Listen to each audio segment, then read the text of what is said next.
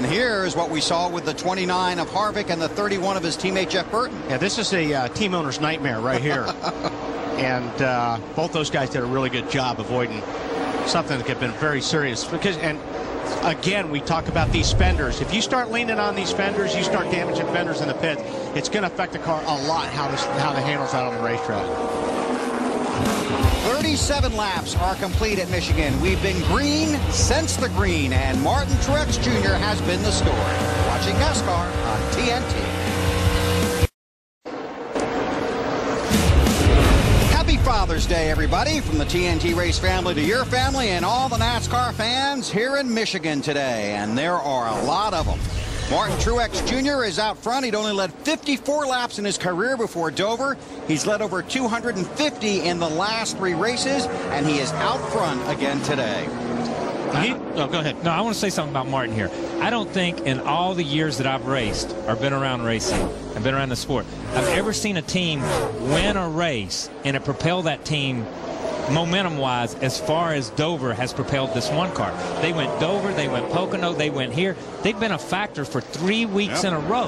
And I don't mean a factor in the top 5. I mean a factor running for the win of the race. And I don't believe I've ever seen anything like this. These guys grabbed that win, and they're hanging on to it. You see the damage on the front of Montoya's right front when he turned Hamlin going into the pit lane there, so I'm sure his car's not handling very well. Okay, more on Martin Truex from Larry. Here's what's interesting, guys. There's 19 Chevrolets in this field. As I walked through the garage area on Friday, almost all of the Chevrolets have the new package, the R07 engine. But Dale Earnhardt Incorporated, they have elected not to go with that package. I talked to Kevin Mannion, Martin Truex Jr.'s crew chief this morning. He said, you know what, Larry? We are happy with the package we have. We know we need to get to that R07 engine, but we want more time with it. And guess what, guys? Even though after you win a race, NASCAR completely tears the engine down, guess what engine this is here today in that car? The Dover winner. Really? Yes, sir. Larry, are you in the tunnel? It sounds like you're in the tunnel. I'm in a wind tunnel. Okay. Okay, now let's wreck the stats people here, okay? Because I know you're into this stats stuff. Whoa, hang on. Yep. Go ahead, Montoya. Okay. No one's ever won their first Nextel Cup race and won the next one. But let's find out if anybody's ever won their first one and then won 2 races later. That's huge. You see that? That's see the look we got over here? Go, stat man. Don't jump. Don't jump. Go. There's our Toyota track fact. Bill Elliott, the only driver to win 3 consecutive June races here at Michigan. Bill also won 4 straight races here and in the field today. Wow, Our there's Toyota the 9 track car. fact. Boy, that's a shocker. Casey Kane about to go a lap down. There's a guy who won one of the races last year and finished 4th in the other race with this car. We haven't talked about this car, I don't think, so far since we've dropped the green flag, but that is last year's Dodge Charger. Casey and those guys wanted to bring last year's car, the 06 car, back to Michigan because they had so much success here last year to try to find out what's wrong with that team, to try to re-baseline themselves there and at Abraham Motorsports. So they're continuing to struggle a little bit. And they're going to continue to look. And obviously it's not in the 06 or 07, or it doesn't appear to be right now. But you can't say that either because they've only had really 1 race on that car. If they were able to run it 5 or 6 races, they'd probably be back in the swing the way they were last year. A year ago, Casey Kane was 5th in points. Coming in today, 28th. You know, and Wally said something earlier about the 42 car with damage. He's got to have, the front end can't be as good as it was when he started, but you saw him drive around the 9 and the 40, his teammate. Those cars are intact. Montoya's not, so obviously Montoya's up on the wheel driving that thing, or at least trying to stay in the lead lap at this point in time. Marty, how about Casey Kane?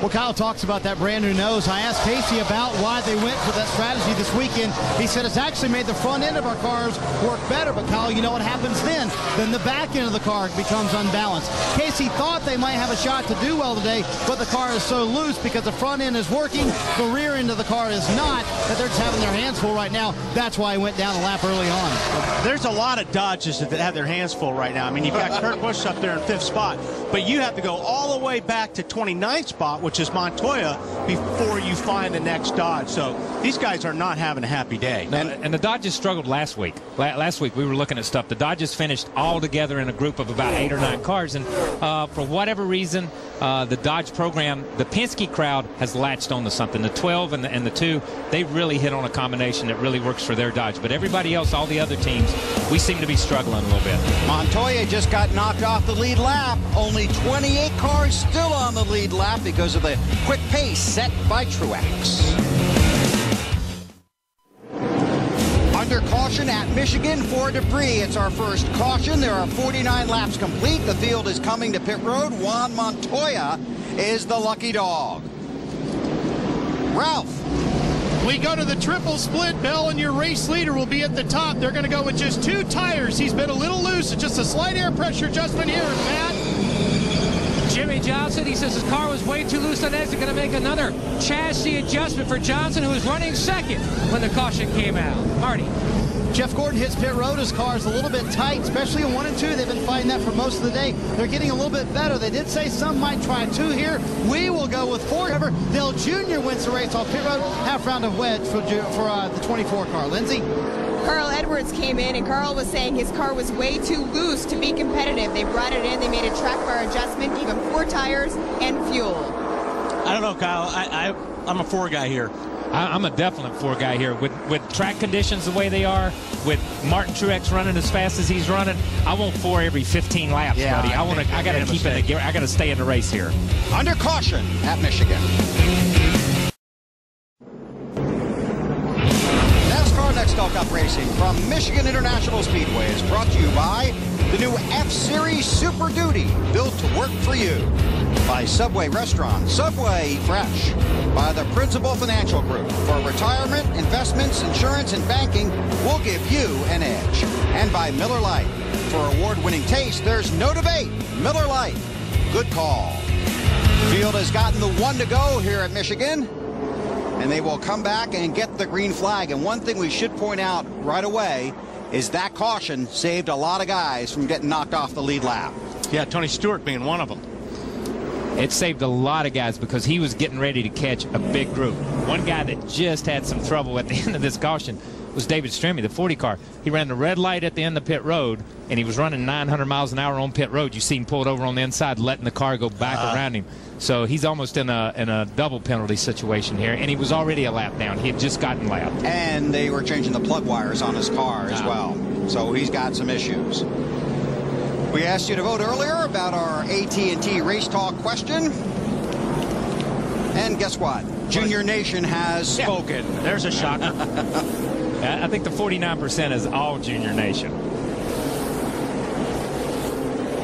Dale Earnhardt Jr. on the way to Hendrick Motorsports in 2008. Well, we'll see how long Truex can keep this lead, because I think there's 3rd, 4th, and back are going to be pretty fast. But we'll see, because they're on 4 fresh tires.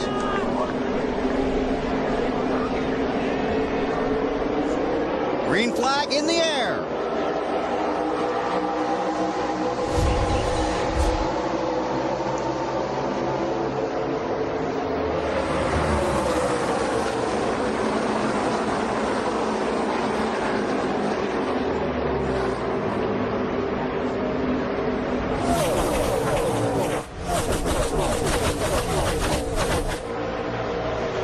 Ryan Newman leading this thing is like 3 or 4 laps down. Yeah. And he's got to make his laps up like this. He can't count on the lucky dog because there's 10 guys in front of him for the lucky dog. Once he goes back, he goes from this position to the end of the line. Not going to happen, though. Not as fast as that one car is right now. On board with Kurt Busch, looking at Jeff Gordon. 200 miles per hour, a little over 200 going into these corners here at Michigan. They're flying. And this is the part of the race the fans really love here at Michigan, these restarts. Oh, you got to love the restarts here, especially on cold tires like we talked about, because these guys can run 3 wide in the corner, and they feel confident putting steering into the car. They feel confident when they go off in the corner, tugging on that wheel a little bit more and getting it down there on the white line as you see the 2 car go to the bottom of the racetrack here and the 99 under the 24. You're real confident. You won't do that in 15 or 20 laps. You'll either let that guy go or you'll back off way early. Tires a big factor here at Michigan. Here was the conversation just a little while earlier between Martin Truex Jr. and his guys on pit road. Crazy? Who's who crazy? Who? Hi. 2 tires? Bunch of people took 2. You'd be yelling at me if we come out 10. Little red car behind you took 2. All right. You've been loose. I put the half back in the right front. We'll see what this does. Clean air, man. 2 tires up top. I tell you, drive right away. That is one thing that he's got going for him, is the clean air. If he was back in 2nd, 3rd, or 4th in traffic, ooh, there's 4 wide almost. He would be struggling. But that's the only thing I think that's saving those guys right now is that they're out front. And that's an excellent point. That's a great point. That 9 car's got his hands full right now. You saw it took his breath when they split him right there coming out of turn 4. Believe me, I've been in that position 1,000,000 times in my life. And it takes your breath when they go by you on both sides. Well, you and I had a conversation, and I was talking to Wally about it as well. These guys that race deeper in the field, is it safe to say they're racing harder than the guys at the front? Hey, the guys running up front got good handling cars.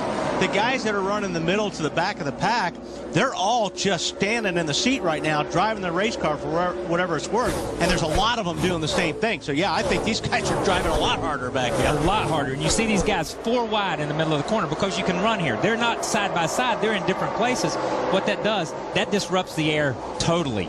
As you see these guys out front, there's nothing in front of them, man. They can point that nose wherever they want to go and be in good air, just tug on it and keep going. But those in the back, you can't make your car do what you want it to do, so you're constantly driving. Now here we see the 48 car overtaking Dale Jr. This is where I think the 48's good. Now the tires are in, the pressures are up, he's got heat in the tires, and I think he's going to run down the 1 car.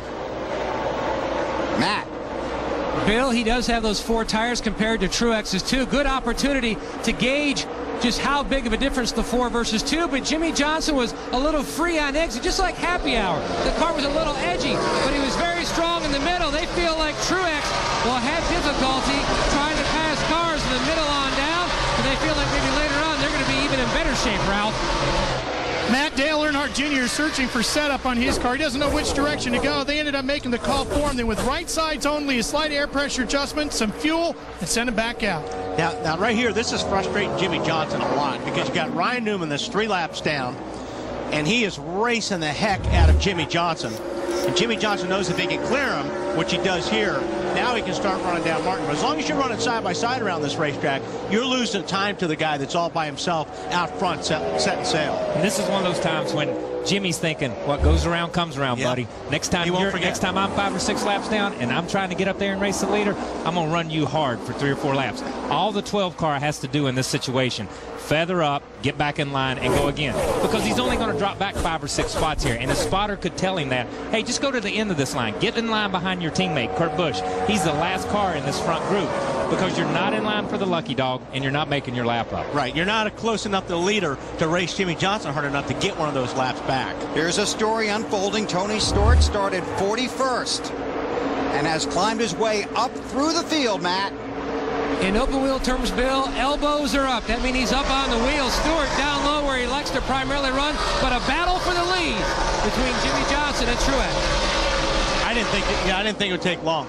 And I hearing Martin when he was saying 2 tires, are you crazy? I mean, because he knows how much he was sliding around, and if he knew everybody else took 4, I think he figured he was a sitting duck.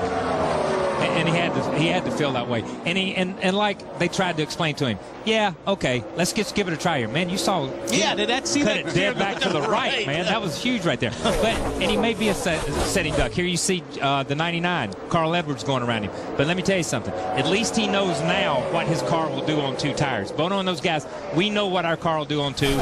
We know what other people are going to do on 4, and we're not going to make this mistake the rest of the day. We've got it out of the way early. It's not costing us anything to run along here in 3rd instead of leading the race. Lindsay. And Carl's car is really strong. He was being quiet before, but he just got on the radio a short bit ago and was basically a cheerleader for his team, thanking them for the work that they did on that stop. And he said, guys, I know that you can even do it better than that, so thanks. I tell you what, though, Kyle, it'll be interesting to see if this thing goes green for a long time. He may slip. It'll be interesting to see how far he slips back into the field because all the cars behind him have 4 tires. Well, we'll see how the strategy works out. Right now, Jimmy Johnson has raced his way to the lead. You're watching NASCAR on TNT. We're under caution here at Michigan. Juan Montoya has rubbed the wall. He had brushed it earlier, got the right front fender on the tire. And if you have really good eyesight and you look in the distance, you'll see Juan up into the wall. And that's a pretty good hit. Yeah, that into looked like he the lost the barrier. right front tire there. Right before he ate the wall. So the adventure for Juan Pablo Montoya continues. Slow down. Make a swing right here if you can.